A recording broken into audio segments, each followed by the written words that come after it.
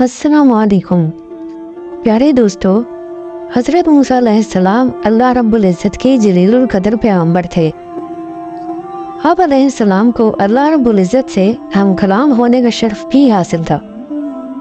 एक मर्तबा हज़रत मूसा अलैहिस्सलाम जब कोई तूर पर अल्लाह रब्बुल इज़्ज़त से हम कलाम हुए तो उन्होंने अल्लाह तबारक व तआला से पूछा कि जन्नत में मेरा हमसाया कौन होगा। तो अल्लाह रब्बुल इज़्ज़त ने फरमाया कि फलां शहर का कसाब जन्नत में तुम्हारा हमसाया होगा।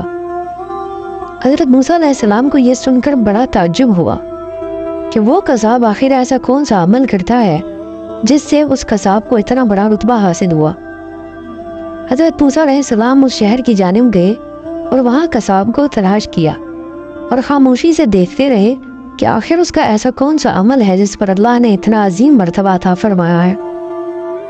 दिन भर उस कसाब ने मामूल के मुताबिक गोश्त फरोख्त किया, लेकिन एक गोश्त का टुकड़ा अलग रखा, फिर उस टुकड़े को थैले में डालकर घर की जानिब चल पड़ा।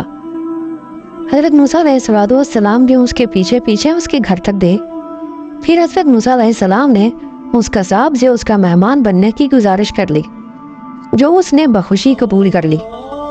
हज़रत मूसा अलैहिस्सलाम उसके साथ उसके घर के अंदर तशरीफ़ ले गए तो उस शख्स ने लाए हुए गोश्त को अच्छी तरह पकाया और फिर चंद बोटियों को अपने दांतों से चबाकर नरम किया।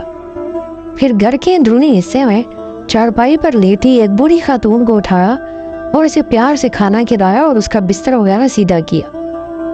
फिर उस बूढ़ी खातून ने उस कसाब के कान में कुछ कहा जिस पर वो मुस्कुरा दिया। कसाब ने उस औरत को बिस्तर पर लिटाया और खुद कमरे से बाहर आ गया। फिर उसने हज़रत मूसा अलैहिस्सलाम को खाना खिलाया। खाना खाने के बाद हज़रत मूसा अलैहिस्सलाम ने उससे दरियाफ्त किया कि बिस्तर पर लेटी हुई खातून कौन है और उसने तुम्हारे कान में क्या कहा था। जिस पर उस कसाब ने बताया कि वो उसकी वालिदा है, वो बेहद सादा औरत है और उसने कहा कि जब भी मैं उनकी खिदमत करता हूँ और उनको खाना खिलाता हूँ तो वो मुझे यही दुआ देती है कि अल्लाह मेरे बेटे को जन्नत में मूसा का हमसाया बनाना। जिस पर मैं मुस्कुरा देता हूँ कि कहाँ मैं एक मामूली सा कसाब और कहाँ अल्लाह रब्बुल इज़्ज़त के इतने बरगज़ीदा नबी। इस पर हज़रत मूसा अलैहिस्सलाम ने फरमाया कि मैं ही मूसा हूँ और मुझे अल्लाह ने बताया है कि तू जन्नत में मेरा हमसाया होगा। यही सुनकर मैं खुद तुम्हारी ज़ियारत के लिए आया हूँ।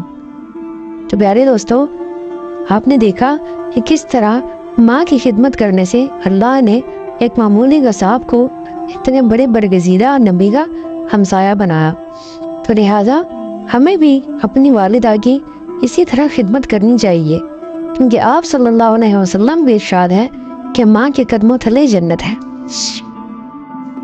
दोस्तों, अगर आप इस तरह की मज़ीद इस्लामी कहानियाँ सुनना चाहते हैं तो हमारे चैनल पर मौजूद इस्लामी वाक़यात के प्ले लिस्ट पर आपको इस तरह की मज़ीद इस्लामी कहानियाँ सुनने को मिलेंगी।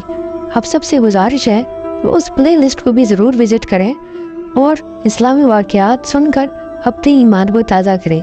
तो मिलते हैं एक और नई कहानी के साथ, तब तक के लिए अपना ख्याल रखिए। अल्लाह हाफ़िज़।